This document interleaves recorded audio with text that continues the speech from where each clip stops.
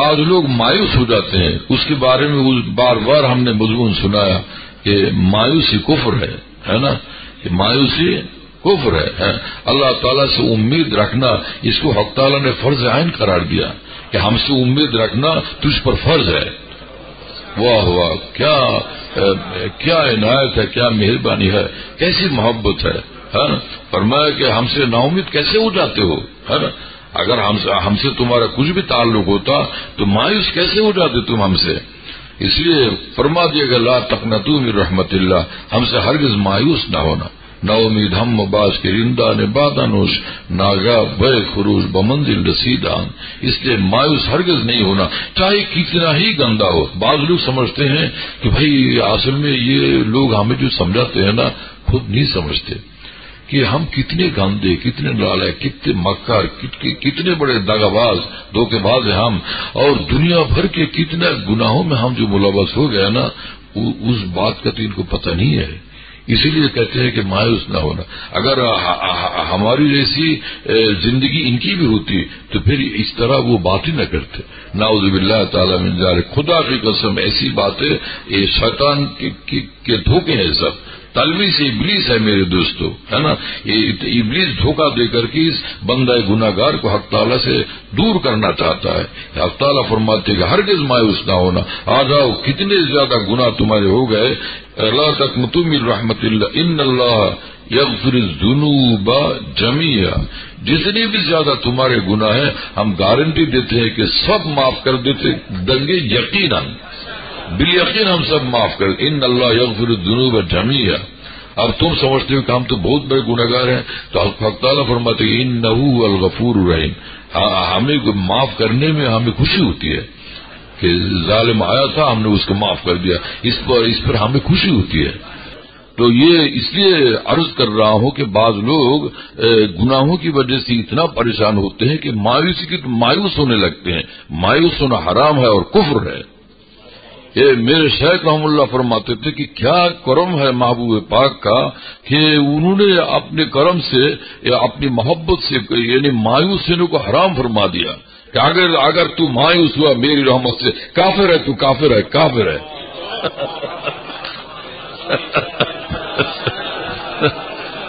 مجھ سے تیرا کوئی تعلق نہیں، اگر کوئی بھی تعلق ہوتا، کچھ بھی تعلق ہوتا، تو مایوس کیسے ہو جاتا؟ تو نے میری رحمت کو نہیں دیکھا، تو نے میری مغفرت کو نہیں دیکھا، کیسے تو مایوس ہو گیا؟ تو میرا ہی نہیں، تو ابلیس کا ہے۔ نعوذ باللہ تعالی من ذالک۔ سن رہے ہیں میرے دوستو؟ پھر کیا ہے؟ بالکل پکا ارادہ رکھے، ہم تو انشاءاللہ اپنے محبوب پاک کی رضا ہی پر مریں گے، ہرگز ان کو ناراض نہیں کریں گے۔ آپ صلی اللہ علیہ وسلم کی کیا شان ہے، کس انداز سے فرمایا کہ التائب من الذنب کمن لا ذنب له۔ نکرہ جب تحت النفی واقع ہوتا ہے عموم کا فائدہ دیتا ہے، تو کیا مطلب ہوا بھائی لا ذنب له، کہ جس نے توبہ کر لی، جو گناہوں سے تائب ہو گیا، چاہے لاکھوں کروڑوں گناہ ہوں، اگر وہ تائب ہو گیا ہے، نادم ہو چکا ہے، تو کمن لا ذنب له، ایک گناہ بھی نہیں، بالکل بے گناہ بندے کی طرح اللہ تعالیٰ اس کو مرتبہ عطا فرما دیتے، اس طرح سے پیار عطا فرماتے ہیں، اس طرح سے اس کو اس درجے میں اس کو اپنا مقرب بنا لیتے ہیں۔ حق تعالیٰ جس کو اپنا بنا ہی لیتے ہیں تو پھر حق تعالیٰ کا فضل ہے یہ کہ اس کو پھر مردود نہیں فرماتے۔ یہ حکیم المتنور اللہ تعالیٰ مرقدہ نے فرمایا کہ حق تعالیٰ جس کو قبول فرماتے کبھی اس کو راندہ دربار نہیں فرماتے، مطرود نہیں فرماتے، مردود نہیں فرماتے، بلکہ استغفار کی توفیقات سے اس کو حق تعالیٰ پھر اپنا مقربی بنا لیتے ہیں، پھر وہ اور مستزاد قرب حق تعالیٰ اس کو عطا فرما دیتے ہیں۔ میرے دوستو ایک راز کی بات ہے کہ گناہ نہ ہونا یہ تو بالکل فرشتوں کا معاملہ ہے، بالکل ہی گناہ نہ ہونا، کہ کوئی فرشتوں کو گناہ ہی نہیں۔ لیکن انسان کو جو پیدا فرمایا تو شروع ہی میں یہ قصہ پیش آیا کہ حضرت آدم علیہ السلام سے فرمایا کہ اس درخت کے پاس بھی نہ جانا، لیکن بعد میں ہوا یہ کہ چوک ہو گئی، اور تعالیٰ نے جنت سے نکال دیا۔ پھر حضرت آدم علیہ السلام رونے لگے، اتنا روئے کہ نہریں جاری ہو گئی۔ علامہ شعرانی رحمۃ اللہ علیہ تنبیہ المغترین میں فرماتے ہیں کہ ابلیس سے بھی غلطی ہوئی، ابلیس سے بھی لغزش ہوئی، لیکن وہ نادم نہ ہوا، ہے نا، اس نے معافی نہیں مانگی، اور رونا تو بالکل ہی اس کو نہیں آیا، اور اس طریقے سے وہ ہلاک ہوا، مردود ہوا ہمیشہ کے لیے۔ حضرت آدم علیہ السلام سے چوک ہو گئی، پھر رونے لگے، نادم ہو گئے اور معافی مانگ لی، پھر کامیاب ہو گئے، بالکل کامیاب ہو گئے۔ دنیا میں ہمارے ابا کو بھیجتے ہوئے وقت تعالیٰ نے ان کی اولاد کے لیے ہمیشہ کے لیے سبق دے دیا، دیکھا اپنے باپ کا حال، منع تو کیا تھا لیکن پھر ان سے چوک ہو گئی، تم انہی کے تو بیٹے ہو۔ اور عجیب ہے کہ قرآن پاک نے وہ پورا قصہ نازل فرمایا، ہم نے کہا کہ نکلو یہاں سے ایوتو، لیکن یہ عجیب بات ہے، حبوط اس نزول کو کہتے ہیں کہ جس کے لیے رجوع لازم ہے۔ ایوتو اہبتا، اب جہاں فرمایا حق تعالیٰ نے، یہ نہیں فرمایا کہ انزلو اخرجو، نکلو یہاں سے، یہ لفظ نہیں فرمایا۔ کیا باریک انداز سے اشارہ فرما دیا کہ یعنی اس میں مکمل پیار شامل رہا کہ اب تو اس کا مطلب یہ ہوتا ہے اب تو نکلو یہاں سے، اب تو نکلو یہاں سے، آگے ہم دیکھتے ہیں۔ سبحان اللہ تعالیٰ بحمد، کیا انداز تھا۔ اسی لفظ حبوط میں ہم لوگوں کے لیے بھی اشارہ ہے اور سبق ہے، نصیحت ہے کہ اگر غلطی ہو گئی تو مایوس نہ ہونا ہے، بالکل مایوس نہ ہونا، مایوسی کا نام و نشان یہاں نہیں ہے۔ باز آ ہر اونچ ہستی باز آ، گر کافر و گبر و بت پرستی باز آ۔ کتنی غلطی ہو گئی ہے، کتنے تم گمراہ ہوئے، کتنے بے راہ ہوئے، کتنے ظلمات میں پھنس گئے، کتنی دوری ہو گئی ہے، لیکن اب کیا کافر ہی ہو گئے ہیں، آتش پرست ہو گئے تم، پھر بھی آؤ ہم تمہیں پکارتے ہیں، آؤ توبہ کر لو، ابھی ہم اپنے آغوش رحمت میں لے لیں گے۔ سن رہے ہیں میرے دوستو؟ کیا انداز ہے محبوب پاک کا، واہ واہ واہ۔ یہ باز آ جو شاعر نے فرمایا اللہ کی طرف سے، خود سے تیار کر کے نہیں، اللہ تعالیٰ کا ایک نام ہے تواب، یہ اسی کی ترجمانی ہے کہ تواب کے معنی بار بار جو گناہ گاروں پر جو ہے شفقت کے ساتھ متوجہ ہوتے ہیں اور ہوتے ہی رہتے ہیں۔ آگے درگاہ ماں درگاہ ناامیدی نیست، ہمارے یہاں تو ناامیدی کا نام و نشان بھی نہیں ہے، کیوں ناامید ہوتے ہو تم لوگ؟ درگاہ ماں درگاہ ناامیدی نیست، 100 بار اگر توبہ شکستی باز آ، 100 دفعے، لاکھ دفعے، کروڑوں دفعے اگر تم سے توبہ شکنی ہو گئی ہے، واپس آؤ، ابھی آغوش رحمت میں لیتے ہیں، ہے نا۔ ظالم ابھی ہے فرصت توبہ نہ دیر کر، وہ بھی گرا نہیں جو گرا پھر سنبھل گیا۔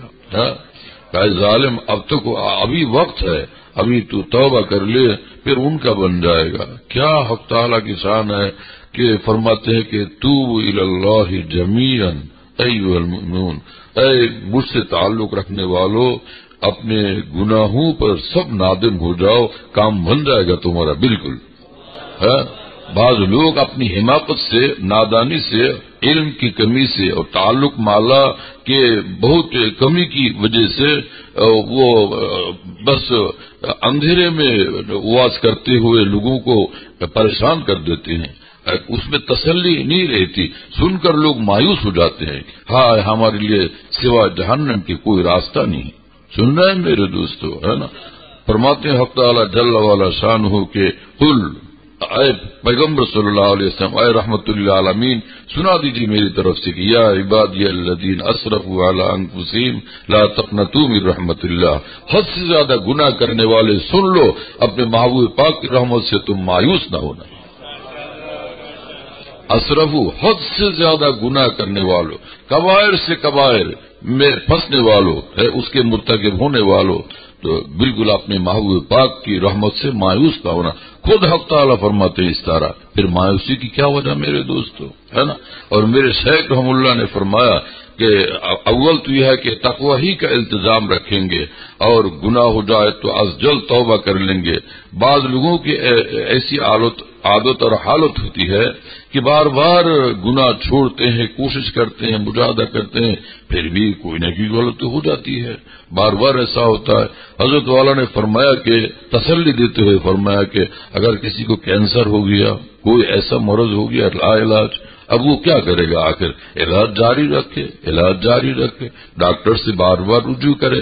ایسے ہی کسی کا اگر یہ حال ہے، باوجود لاکھوں کوشش کے، مجاہدات کے، پھر بھی گناہ چھوٹتا نہیں، بس تمہارا کام یہی ہے، تم روتے رہو، استغفار کرتے رہو، توبہ کرتے رہو، انشاءاللہ تعالی اسی طریقے سے تم منزل مقصود تک پہنچ جاؤ گے انشاءاللہ تعالی۔ اور اس کی دلیل یہ آیت پاک ہے، توبو، توبہ کرتے رہو، توبہ کرتے رہو، ضرور کامیاب ہو جاؤ گے۔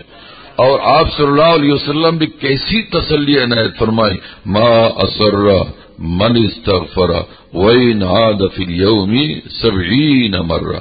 70 کا ذکر ہے بطور تکثیر کے طور پر، یعنی 70 مقصود نہیں کہ کثرت سے اگر گناہ ہو گئے تمہارے، اسی لیے دوسری روایت میں آیا کہ وَلَوْ عَادَ فِي الْيَوْمِ 100 مرة، اگر دن بھر میں 100 دفعے بھی گناہوں میں ملوث ہوا لیکن ظالم بار بار توبہ کرتا ہے، تو آپ صلی اللہ علیہ وسلم فرماتے ہیں کہ یہ مجرمین میں شامل نہیں ہے۔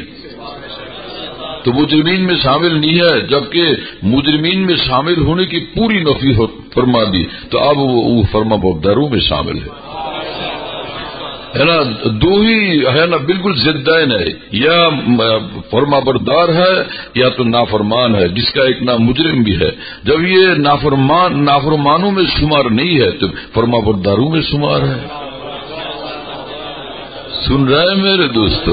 اس لیے بالکل نہ گھبرانا انشاءاللہ تعالی۔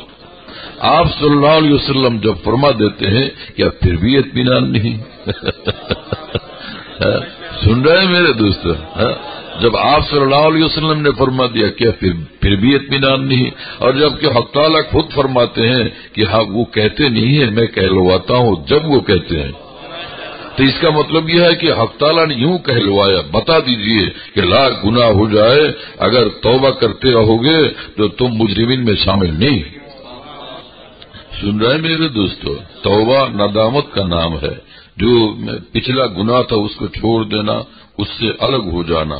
ان یقلی عن المعصیت، بعض لوگ یقلا پڑھتے ہیں، قلا یقلا قلعن، یہ باب فتح سے اس کے معنی الگ ہے، اکھاڑنا ہے نا، اور انقلا کے معنی ہے، اقلا کے معنی ہے کہ الگ ہو جانا، بصلہ عن ان یقلی عن المعصیت، اول یہ ہے کہ اس گناہ سے الگ ہو جائے ہے نا، اور اس پر ندامت طاری ہو، اور یہ ان یعزم عزما جازما اللہ یعود الیہا ابدا، پکا ارادہ ہو کہ اب کبھی نہیں اس راستے میں جانا ہے، گندے راستے کی طرف پھر نہیں جانا۔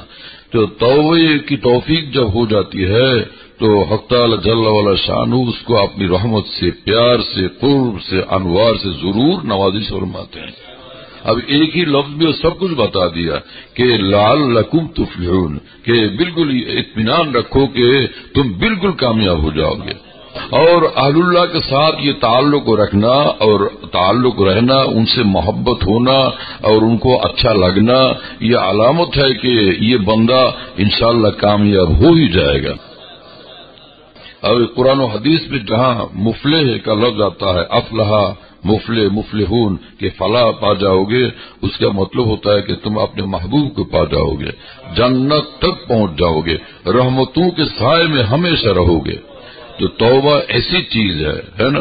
حضرت حکیم المتحانوی نور اللہ تعالی مرقدہ فرماتے ہیں کہ توبے کے ذریعے سے بندہ بالکل پاک و صاف ہو جاتا ہے، اللہ تعالیٰ کی رحمت کے سائے میں آ جاتا ہے۔